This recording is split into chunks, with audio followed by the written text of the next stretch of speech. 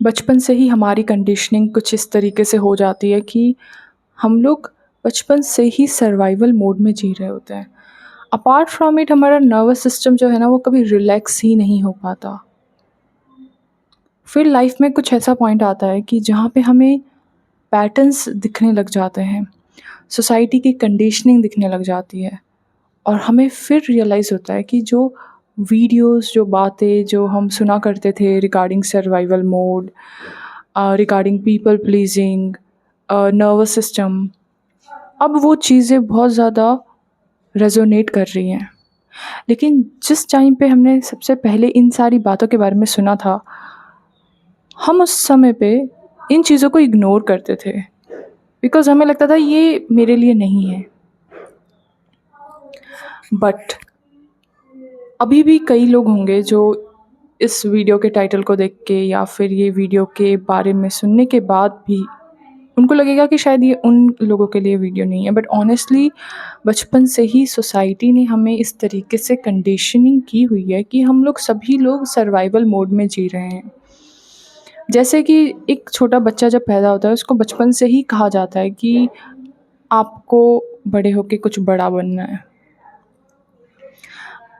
अपने दोस्तों से उसको कंपेयर किया जाता है, पेरेंट्स कंपेयर करने लगते हैं एंड बच्चे में भी फिर वो एक कंपटीशन की भावना आ जाती है कि मुझे जीतना है, मुझे कुछ बड़ा करना है। बड़ा इसलिए करना है ताकि उसको सोसाइटी से रिकॉग्निशन मिले, वैलिडेशन मिले, उसका स्टेटस सोसाइटी में अच्छा हो। फिर आगे जाके जब हम लाइफ में जो कुछ भी करते हैं हम वो सोसाइटी के लिए करने लगते हैं और हमें पता ही नहीं होता कि हम अंदर से क्या चाहते हैं। मतलब मेरे दिल में क्या है, मैं क्या चाहती हूँ वो मुझे पता ही नहीं है। मैं बस वो कर रही हूँ जो मुझसे कहा जा रहा है करने के लिए।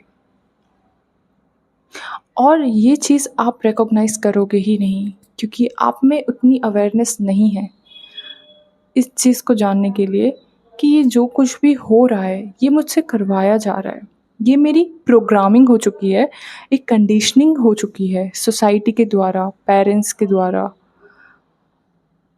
एंड बिकॉज़ ऑफ इट हम बस करते जा रहे हैं एक स्ट्रक्चर की तरह। बस हमें एक रूटीन की तरह कुछ चीज़ों को फॉलो करते हुए जा रहे हैं। सब भाग रहे हैं तो हम भी भाग रहे हैं। सब लोग कुछ बड़ा करने की कोशिश कर रहे हैं तो हम भी कर रहे हैं। सोसाइटी में इस तरीके से कंडीशनिंग हो चुकी है कि जो लोग आर्टिस्ट होते हैं उनकी वैल्यू कम होती है उन लोगों से जो लोग इंटेलेक्चुअल्स होते हैं, जो लोग गवर्नमेंट जॉब्स में होते हैं या फिर एक बड़ी हायर पोजीशन पे होते हैं।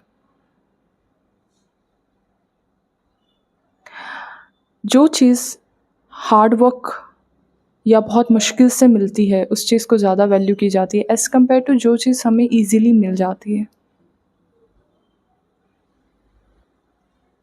फॉर एग्ज़ाम्पल एयर, सनलाइट, ये सबसे ज़्यादा इम्पॉर्टेंट चीज़ें हैं लेकिन फिर भी नेचर ने हमको ये फ्री में प्रोवाइड की हुई है। क्या इसका ये मतलब है कि इनकी कोई वैल्यू नहीं है?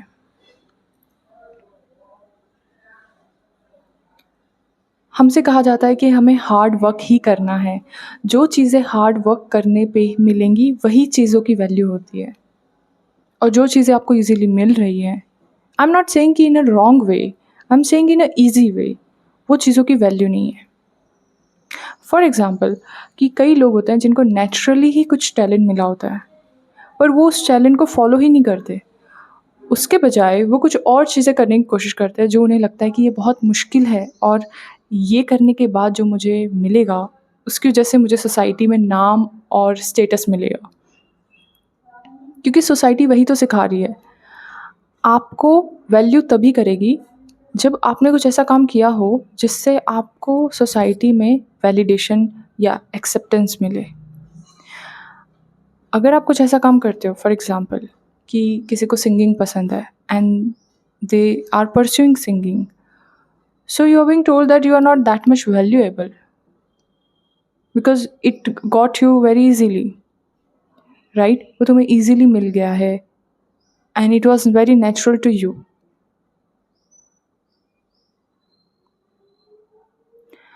Then what you do, you start doing certain things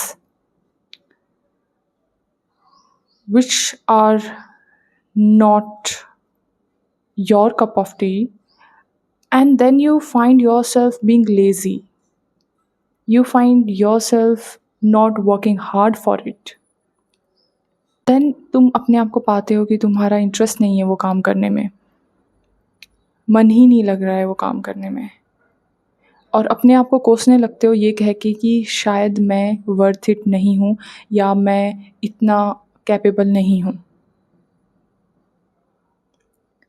बजाय ये सोचने की कि क्या पता मेरे लिए कुछ और हो, क्या पता कि कुछ और चीज़ों में मेरा मन लगे। बट सोसाइटी की कंडीशनिंग इस तरीके से हो जाती है कि हमें लगता है कि हम में ही कुछ कमी है और हम ही गलत हैं।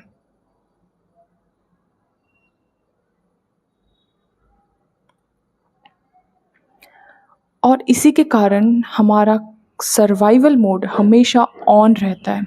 हमारा नर्वस सिस्टम हमेशा अपने टोज़ पे रहता है कि उसको कभी भी भागना पड़ सकता है, कभी भी फाइट करनी पड़ सकती है।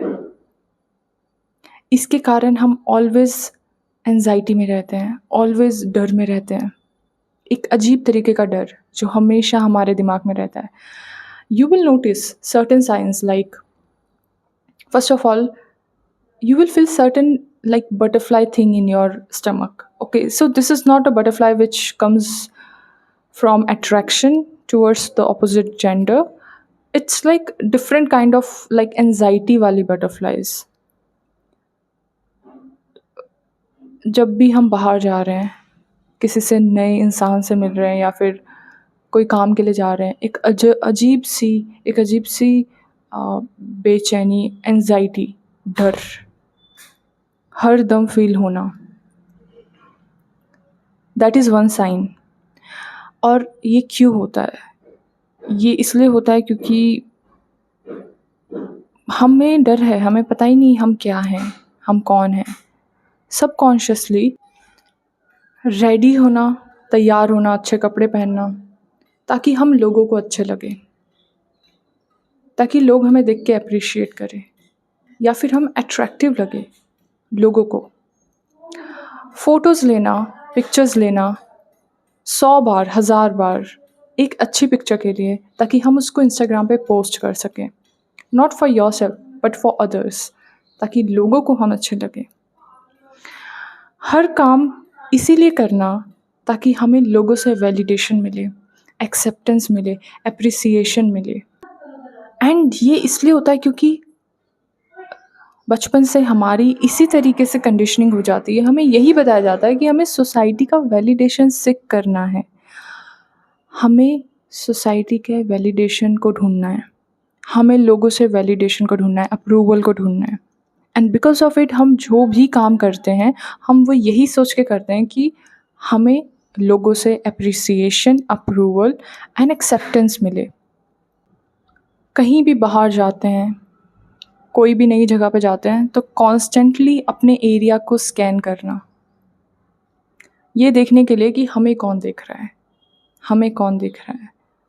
कॉन्स्टेंटली स्कैन करना, eyes roll, scanning your environment, your areas, so that you want to see कि कौन तुम्हें देख रहा है। Because again you want attention, you want validation, you are always worried about yourself. Am I looking good? Am I doing it right? Not because you want to do it right, but because you want others to see you that you are right. ये एक ही particular pattern जो है वो हमारे हर action में repeat हो रहा है। फोर्थ मोस्ट इम्पॉर्टेंट जो कि है हर समय एक रश में रहना, एक जल्दबाजी में रहना हर समय। चाहे हम कोई भी काम कर रहे हैं, पानी पीना है हम बहुत रश में पी रहे हैं, कहीं हम बाहर जा रहे हैं हम बहुत रश में जा रहे हैं। एक अजीब सी एंजाइटी का फील होना, और वो एंजाइटी तुम्हें रश करवाती है।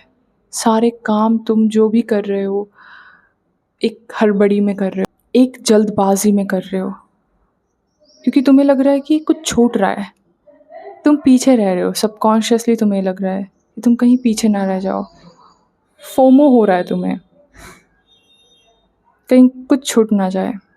इससे भी ज़्यादा इम्पॉर्टेंट मुझे लगता है ऐसे लोगों के साथ रहना, ऐसी सिचुएशन में रहना, ऐसी जगह पे रहना जो तुम्हें पसंद ही नहीं है, फिर भी तुम अपने आप को ज़बरदस्ती उन लोगों के साथ रखते हो, उनके साथ घूमते हो, खाते हो, जो तुम्हें पसंद ही नहीं है, या वो तुम्हें पसंद नहीं कर रहे हैं, या तुम उन्हें पसंद नहीं कर रहे हो। स्टिल तुम उनके साथ रह रहे हो। क्यों? क्योंकि तुम्हें एक डर है कि कहीं मैं अकेली ना रह जाऊं या अकेला ना रह जाऊं। ऐसी सिचुएशन, ऐसी जगह पे रहना जो तुम्हें अच्छी नहीं लग रही है, क्योंकि तुम्हें डर लग रहा है कि वी डोंट नो कि आगे क्या हो जाएगा, कुछ गलत हो जाएगा, मैं गलत डिसीजन ले लूँगा, तो मुझे सर्वाइव करना ही होगा। और ये चीज़ बहुत नॉर्मल लगती है, क्योंकि हर कोई, like I would say 90% of the people around us जो यही सब चीज़ें कर रहे हैं। अगर हर कोई ग्रीन कलर को ग्रीन ही बोल रहा है, तो हमें भी लगेगा ना कि ये ग्रीन ही कलर होगा, because there is nobody to tell us what is the actual reality. Only 10% ऐसे लोग होंगे जो अवेकन हो चुके हैं, जो सोसाइटी की कंडीशनिंग को पहचान चुके हैं। वो लोग आपको इतनी आसानी से नहीं मिलते। अगर मिले भी गए तो you want resonate with them, you will not feel कि ये कुछ कह रहा है तो उसकी बात में कुछ दम है। इन जैसे लोगों को जो है लोग एक्चुअली आउटकास्ट करते हैं, क्योंकि वो कुछ अलग बातें करते हैं जो सोसाइटी ने बचपन से दिमाग में डाली हुई है, उससे कुछ अलग बातें करते हैं, और उनके फिर दोस्त ज़्यादा नहीं बन पाते हैं। वो लोगों से अपने मन की बात कभी शेयर भी करते हैं तो उनको जज किया जाता है, तो फिर वो अकेले रहना सीख जाते हैं, अकेले रहना सीख जाते हैं वो। सो बिकॉज ऑफ इट हमें रिकॉग्नाइज होता ही नहीं है कि हम एक सर्वाइवल मोड में जी रहे हैं। हमेशा कोशिश करना कि कॉन्फ्लिक्ट ना हो, चाहे आपकी कोई कितनी ही इंसल्ट क्यों ना कर रहा हो, आपको कितना ही बॉडी शेम क्यों ना कर रहा हो, लेकिन आप हमेशा कोशिश करोगे कि यार ठीक है, सामने वाले को बुरा ना लगे, मैं कुछ ऐसा काम ना करूँ जिससे सामने वाले को बुरा ना लगे। मुझे बुरा लग रहा है, इट्स ओके, मैं इसको ले लूँगी या ले लूँगा, बट मैं कुछ ऐसा काम ना करूँ, मैं कुछ ऐसा ना बोल दूँ कि सामने वाले को बुरा लग जाए, कि सामने वाले को बुरा लग जाए। एंड इसे कहते हैं पीपल प्लीजिंग, जो कि मोस्टली सब कोई ही कर रहा होता है। Look at your parents, they are people pleasing your relatives, right? जो रिलेटिव्स बार बार तुम्हारे पेरेंट्स की इंसल्ट करते हैं, अच्छे से बिहेव नहीं करते हैं, फिर भी तुम्हारे पेरेंट्स उनके पास जाते हैं, उनसे अच्छे से बात करते हैं, सब कुछ जानने के बावजूद भी, सब कुछ फेस करने के बावजूद भी, क्योंकि उन्होंने यही सीखा है कि अच्छे से बना के रखो या कॉन्फ्लिक्ट ना करो, क्योंकि कभी भी कोई भी काम आ सकता है, क्योंकि वो अकेले रहने से डरते हैं। कि एक फ़ियर हमेशा दिमाग में रहता है, एक अजीब सा फ़ियर, कुछ भी काम करने से पहले एक अजीब सा फ़ियर कि आगे क्या होगा।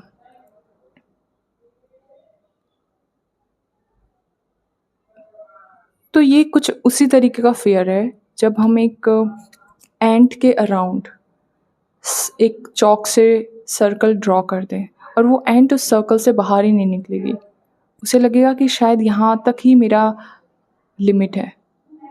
और हमने भी वो फ़ियर इस तरीके से ही दिमाग में बना रखा है, एक फ़ियर, एक इल्यूज़न है जो हमें कहीं भी कुछ और करने से रोकता है।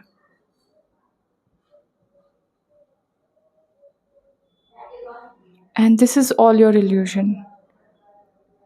बट ये सारी चीज़ें बोलने के बावजूद भी मैं यही कहूँगी कि it's not easy to come out of your survival mode. ये तो सिर्फ एक स्टेप है। एक अवेयरनेस है कि ठीक है, मुझे पता चल गया कि मैं सर्वाइवल मोड में हूँ, लेकिन जानना और उसको इम्प्लीमेंट करने में बहुत अंतर है। अवेयरनेस डज़न्ट मीन कि एक्शन भी होगा। अगर हमें किसी चीज़ के बारे में जानकारी है, दैट डज़न्ट मीन कि वो चीज़ें अब मेरी लाइफ में नहीं होंगी। बहुत हार्ड पैटर्न्स हैं, बहुत ज़्यादा स्ट्रॉन्ग कंडीशनिंग है, प्रोग्रामिंग है, जिससे निकलने के लिए हमें बहुत समय लगेगा और एक पैटर्न को तोड़ने से पहले हमें कुछ और पैटर्न्स को तोड़ना होगा। So it's like a complete chain, बहुत बड़ी चेन होती है और जिसमें समय लगता है, और इस समय में हमें आइसोलेशन पीरियड की बहुत ज़्यादा ज़रूरत होती है। एक ऐसा आइसोलेशन पीरियड जहाँ पे कुछ भी ना हो करने को, कुछ भी मतलब कुछ भी नहीं। No job, no relationship, no friends, no family and no purpose, most importantly सिर्फ मैं और मैं और समय, अकेलापन, क्योंकि तभी हम अपने आप को देख पाएंगे। वरना सोसाइटी में रहने पे हम कभी भी सर्वाइवल मोड से बाहर नहीं आ सकते। हमारी रोज़मर्रा की ज़िंदगी, रोज़ करियर, जॉब जाना, वही लोगों से बार बार मिलना, वही सर्कल में रहना, वही जगहों पे जाना बार बार, ये हमें कभी भी नहीं निकाल सकता इस सर्वाइवल मोड से, और उस प्रोग्रामिंग को कभी ख़त्म नहीं कर सकता। सो लाइफ जो है वो कई लोगों को इस आइसोलेशन पीरियड में रखती है, जहाँ पे वो इन चीज़ों को रिकॉग्नाइज़ कर सकें। सबसे पहली बात तो इन चीज़ों को रिकॉग्नाइज़ करना ही बहुत बड़ी बात है। मोस्टली इस वीडियो को भी वही लोग देखेंगे जो कहीं न कहीं रिकॉग्नाइज़ कर चुके हैं कि वो सर्वाइवल मोड में हैं। क्योंकि जो सर्वाइवल मोड में हैं और जिनको पता ही नहीं है, वो कभी इन चीज़ों पे सर्च ही नहीं करेंगे, कभी इन वीडियोज़ को क्लिक ही नहीं करेंगे, या कभी इन टॉपिक्स के बारे में जानेंगे, पढ़ेंगे ही नहीं। ये तो तब होता है जब आपको पता चल जाता है। सो इससे मैं यही कहूँगी कि आई थिंक सबका समय अलग होता है, सबकी जर्नी अलग है। आप किसी को भी इस सर्वाइवल मोड से बाहर नहीं निकाल सकते विदाउट दैट टाइमिंग। हर किसी की लाइफ में ये टाइमिंग आती है, और जब ये टाइमिंग आती है तब वो हर चीज़ों को हर चीज़ों से रिलेट कर पाते हैं जो चीज़ें उन्होंने इग्नोर की थी। उन लोगों को ढूंढने लगते हैं जो लोग इसी तरीके से साउंड किया करते थे, इसी तरीके की बातें किया करते थे, लेकिन तुमने उन लोगों को डिसमिस किया, इग्नोर किया, उनको पागल समझा। अब तुम उन्हीं लोगों को ढूंढने लगते हो कि कहाँ हैं वो लोग, लेकिन उन्होंने तो अभी तक सरवाइव अकेले रहना सीख लिया है। उन्होंने तो अभी तक अपने आप को इतना समझ लिया कि अब उन्हें डर नहीं है, अब उन्हें कोई वैलिडेशन की फ़िक्र नहीं है।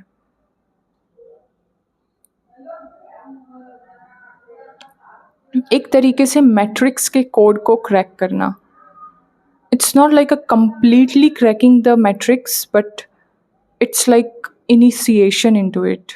Then life becomes a science fiction. I hope कि मैं समझा पाई हूँ कि व्हाट इज़ सर्वाइवल मोड, क्या साइंस होंगे, और आई होप ये वीडियो राइट लोगों तक पहुँचे। ऑनेस्टली मुझे ऐसी कोई लालच नहीं है कि मुझे बहुत सब्सक्राइबर्स बढ़ाने हैं या मुझे बहुत व्यूज़ चाहिए, बट मैं चाहती हूँ कि मैं उन लोगों से कनेक्ट करूँ जो मेरी तरह हैं, जो मेरी तरह सोचते हैं, बिकॉज़ मुझे ऑनेस्टली नहीं मिले ऐसे लोग अभी तक।